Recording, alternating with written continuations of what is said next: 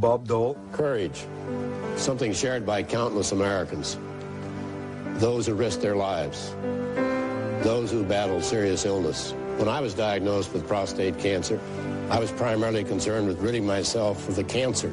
But secondly, I was concerned about possible post-operative side effects like erectile dysfunction, ED, often called impotence.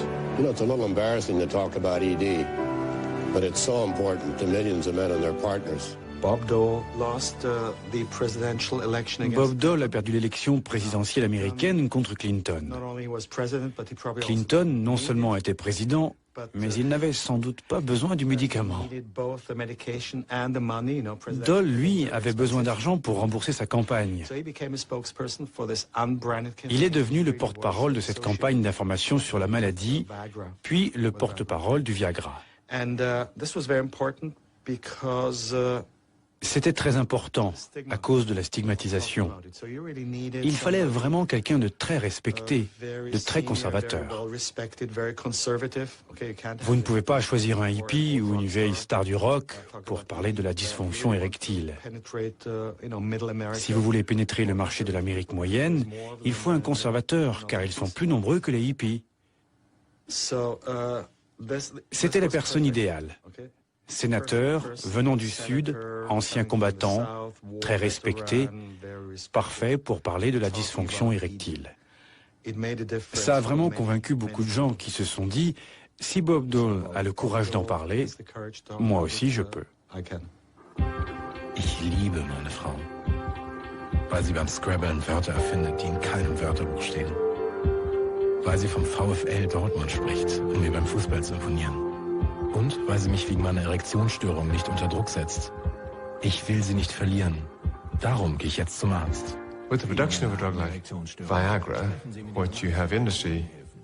Avec un médicament comme le Viagra, l'industrie a réussi à nous convaincre que la moindre variation de rigidité de la verge, si elle n'est pas de 100% en toutes circonstances, constitue une dysfonction, une maladie qui requiert un traitement.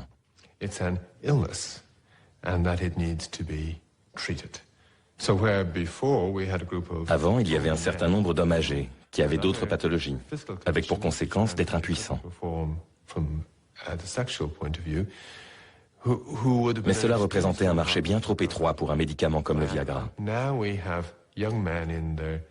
Aujourd'hui, on pousse les adolescents à croire que si les choses ne sont pas parfaites à chaque fois, c'est qu'ils sont malades et que le médicament est la réponse à leurs problèmes.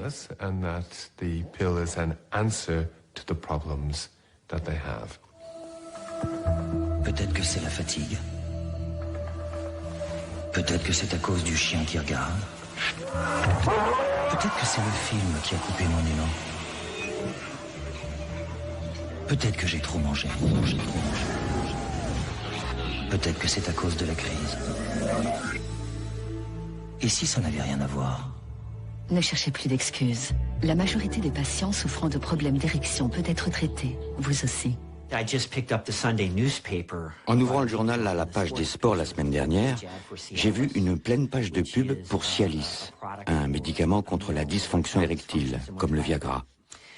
Une autre manière d'élargir le marché, c'est de prendre un médicament dont l'usage est occasionnel ou même régulier, comme un médicament contre la dysfonction érectile. Quand un homme souhaite avoir un rapport sexuel, il pense à prendre son Viagra ou son Cialis, on peut le comprendre. Mais dans cette pub, deux choses ont attiré mon attention. D'abord, il y avait un coupon qui disait « Découpez cette pub et apportez-la à votre médecin pour un essai gratuit ». Je me suis dit, voilà du bon marketing, impliquer le patient dans la gestion de ses troubles. Mais surtout, la pub disait « Prenez Cialis tous les jours pour être prêt ». Jouant sur ce stéréotype très masculin, il faut toujours être prêt, on ne sait jamais, vous feriez mieux alors d'avoir pris votre Cialis. Brillant marketing, c'est devenu un médicament de chaque jour. On dit que ça prend un paresseux.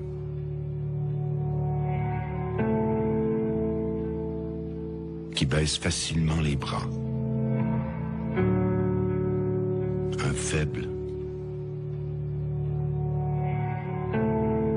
Quelqu'un qui manque d'ambition. irresponsable. Un perdant.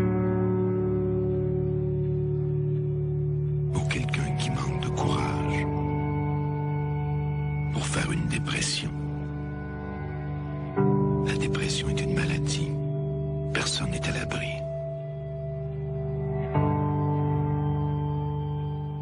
A good example of the marketing of a diagnosis would be the Un bon depression exemple de marketing d'une maladie, c'est celui de la dépression. In the 1960s and 70s, anxiety was the big diagnosis. Dans les années Everyone had some 60-70, kind of anxiety l'anxiété disorder. était un diagnostic And the très drug répandu. class for treating anxiety disorders was ready to hand. La famille de médicaments pour traiter ces troubles étaient les benzodiazépines, comme le Librium et le Valium, et tous ces médicaments qu'on appelle les anxiolytiques.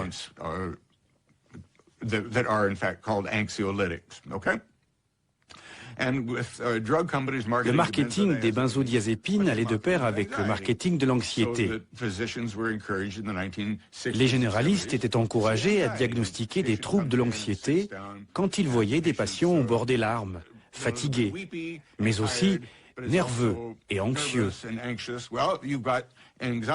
On leur disait, vous avez un trouble de l'anxiété, on va vous prescrire du Valium. Mais dans les années 80, on a réalisé que cette classe de médicaments rendait les patients accros.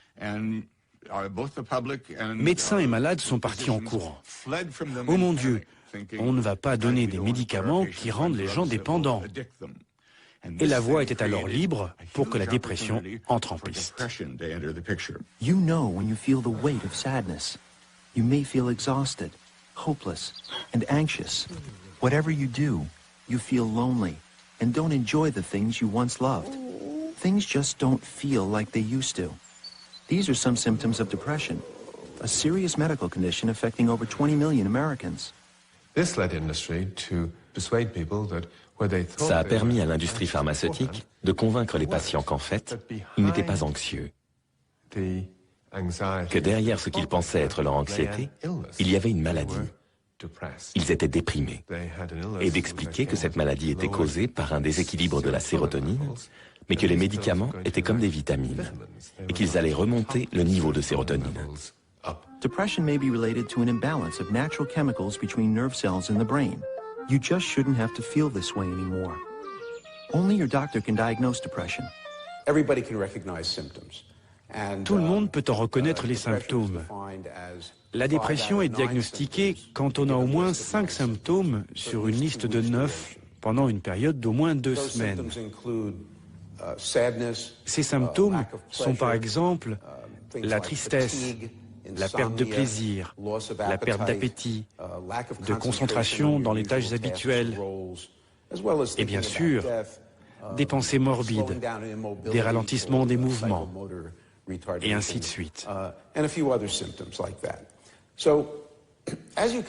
Comme vous pouvez le constater, bien des gens peuvent avoir ces symptômes de tristesse, de perte d'appétit, de fatigue, etc., pendant plus de 2 semaines, après toutes sortes de stress.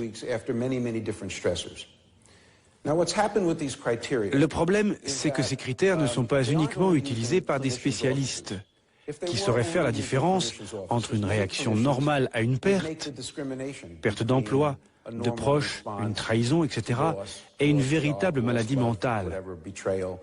En tout cas, certains sauraient. Mais le problème, c'est que ces critères sont devenus tellement déifiés dans la culture médicale qu'ils sont devenus la définition même d'un désordre mental. Depression is emotional. Sadness, loss of interest, and it's physical too. Aches, pains, fatigue.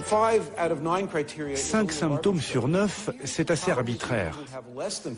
Peut-être que des gens qui ont moins de 5 symptômes peuvent avoir tout de même une dépression. Dans les questionnaires chez les médecins, il est d'ailleurs dit que si vous avez moins de 5 symptômes, vous pouvez tout de même être considéré comme ayant une dépression mineure.